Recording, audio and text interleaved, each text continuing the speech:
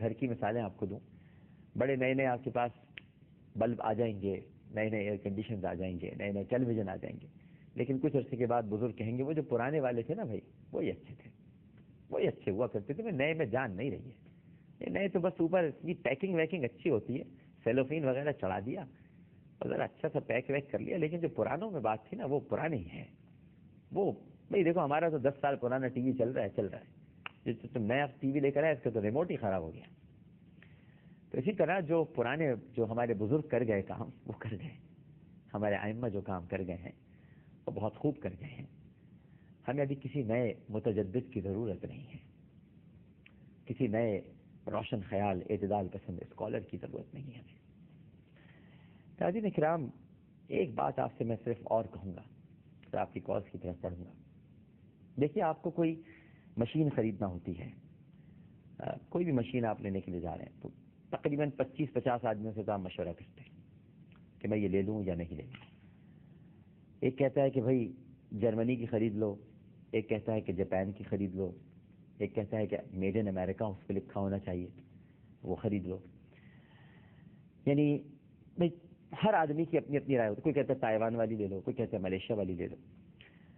اس طرح اگر اللہ معاف کرے، استغفر اللہ، توبہ معاذ اللہ، لیکن اگر کسی کو آپ کے گھر میں کینسر ہو جائے خدا نخواستہ، تو پھر آپ سارے گھر والے بیٹھیں گے اور یہ مشورہ کریں گے کہ اب کینسر ہو گیا ہے، بہت بری حالت ہے، تو کس ڈاکٹر سے مشورہ کیا جائے؟ تو کوئی کہے گا فلاں طبیب سے مشورہ کر لیں، فلاں حکیم کے پاس چلے جائیں، اور فلاں صاحب بہت اچھے ڈاکٹر ہیں جناب کینسر کے، ان سے.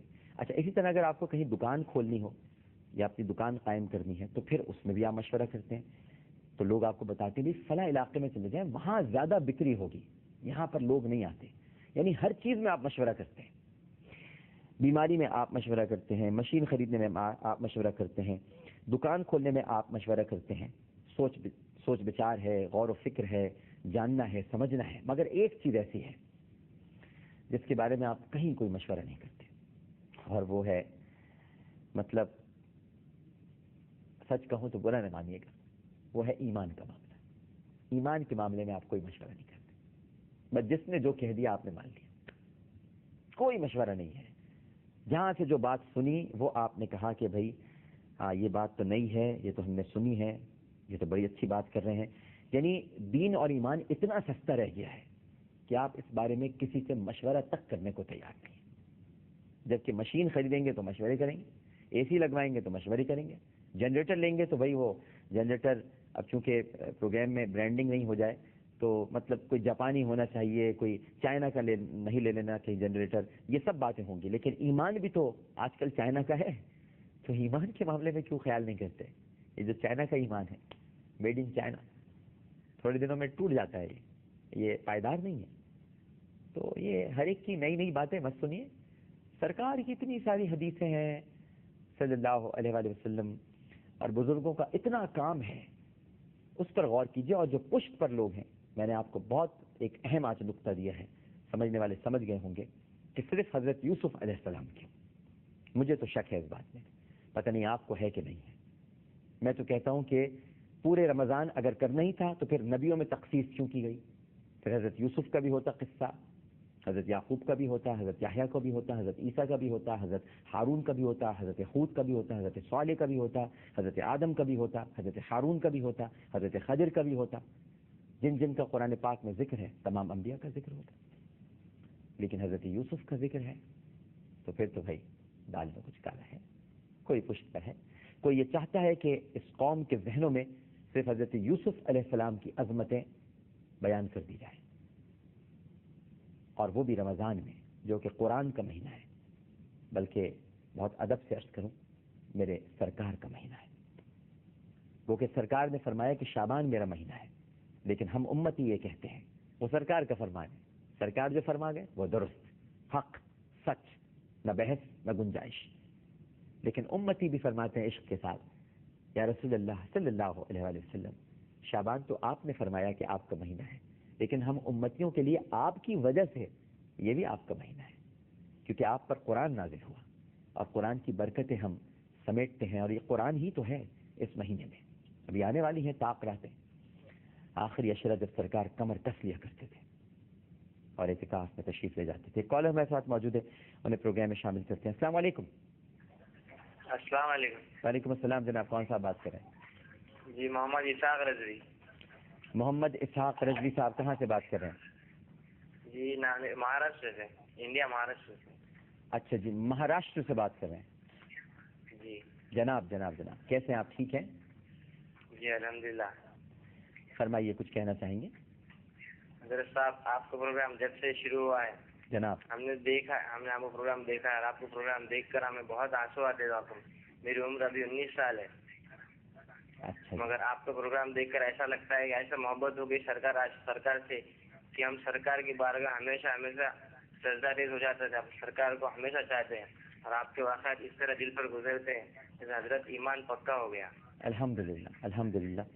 بس سجدہ ریز ہمیشہ اللہ کی بارگاہ میں ہوئیے, اور سرکار کو چاہیے, کیونکہ سجدہ تو صرف خدا کے لیے ہے, لیکن عشق مصطفیٰ صلی اللہ علیہ وآلہ وسلم کے لیے ہے.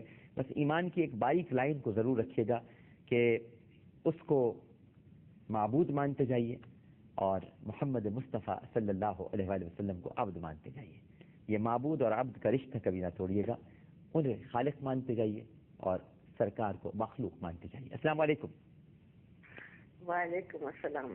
جی کون صاحب بات کر رہے ہیں؟ کیسے مزاج ہیں ڈاکٹر صاحب آپ کے؟ الحمدللہ, آپ کیسی ہیں, ٹھیک ہیں؟ الحمدللہ. بیٹا میں اماں بول رہی ہوں انڈیا سے, کوروائی سے. جی اماں آپ فرمائیے. کو کچھ یاد ہوگا.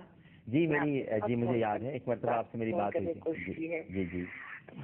بیٹا میں آپ کی اتنی بڑی مادہ ہوں, اور آپ کی وجہ سے میرے ہسبینڈ اور میں برسوں کے بعد ایک جگہ بیٹھ کے چائے پیتے تھے پہلے شام کو, جب آپ کا وہ آتا تھا عالم اور ابھی بھی آتا ہے.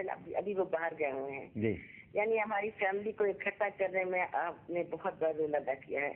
میرے بچے اور ہم سب آپ کا پروگرام بہت شوق سے دیکھتے ہیں شام کو. اور جب سے رمضان شروع ہے وہ باہر چلے گئے ہیں میرے میاں, اور بھی باہر آنے والے ہیں. تو انشاءاللہ پھر پورا پروگرام دیکھیں گے. اور ڈاکٹر صاحب کیا بتاؤں کہ پروردگار نے آپ کو اتنی قوت دی ہے, آپ ایک مجاہد ہیں اسلام کے, کہ جو انتھک کام کرتے ہیں.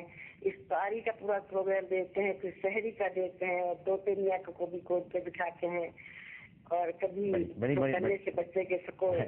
بڑی نہایت آپ کی, بڑی نہایت آپ کی, بڑی محبتیں, آپ کا بہت پیار, باتیں کرنے کو بہت جی چاہتا ہے. ہمیشہ آپ سے کہتا ہوں, آپ کہتے ہیں کہ آپ سوچتے ہوں گے کہ روز ہی میں یہ بات آپ سے کہتا ہوں, لیکن یقین کیجئے بہت جی چاہتا ہے کہ آپ سے باتیں کرتا رہوں.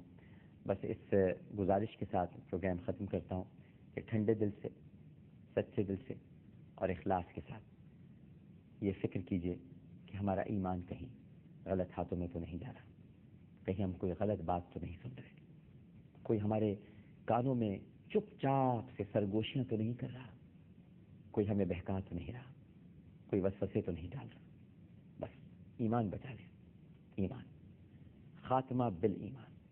اب اور کچھ مانگنے کے لیے میں یہ کہتا ہوں آپ سے, اس ماہ مبارک میں اس سے بڑھ کر اور کچھ مانگنے کے لیے آپ کے پاس بچتا نہیں ہے, اس لیے کہ عطا ہی عطا ہے. مانگے گی آپ کیا, مانگتے رہیے, وہ تو عطا ہی عطا ہے. پہلا شرح رحمت کا ہے, عطا ہی عطا, پھر مغفرت ہی مغفرت, اور پھر اس کے بعد جہنم سے نجات. لیکن یہ ضرور مانگیے گا, خدا کی قسم یہ ضرور مانگیے گا. یہ بہت آپ کو ہلکی بات لگ رہی ہوگی, بہت سیدھی لائن لگ رہی ہے, لیکن بہت گہری ہے. ہمارا خاتمہ ایمان پہ ہو جائے, بس ایمان پہ خاتمہ ہو گیا بیڑا پار ہے. اور اگر نہیں ہوا, یہ جو کساد بازاری ہے, یہ جو ڈھونگی آ گئے ہیں, یہ جو ڈھونگ رچا رہے ہیں, نئی نئی باتیں آپ کو سنا رہے ہیں, نئی نئی باتوں کی طرف مت جائیے. ایک شعر آپ کو سنا دیتا ہوں, پروگرام ختم کرتا ہوں, کہ مڑ مڑ کے دیکھیے نا نئے منظروں کی سمت, آنکھیں جو ضد کریں تو انہیں پھوڑ دیجیے. اپنا بہت خیال رکھیے گا. عامر لیاقت حسین کو اجازت دیجیے. انشاءاللہ زندگی رہی تو کل اسی وقت اور اسی چینل پر آپ سے پھر ملاقات ہوگی. اللہ حافظ.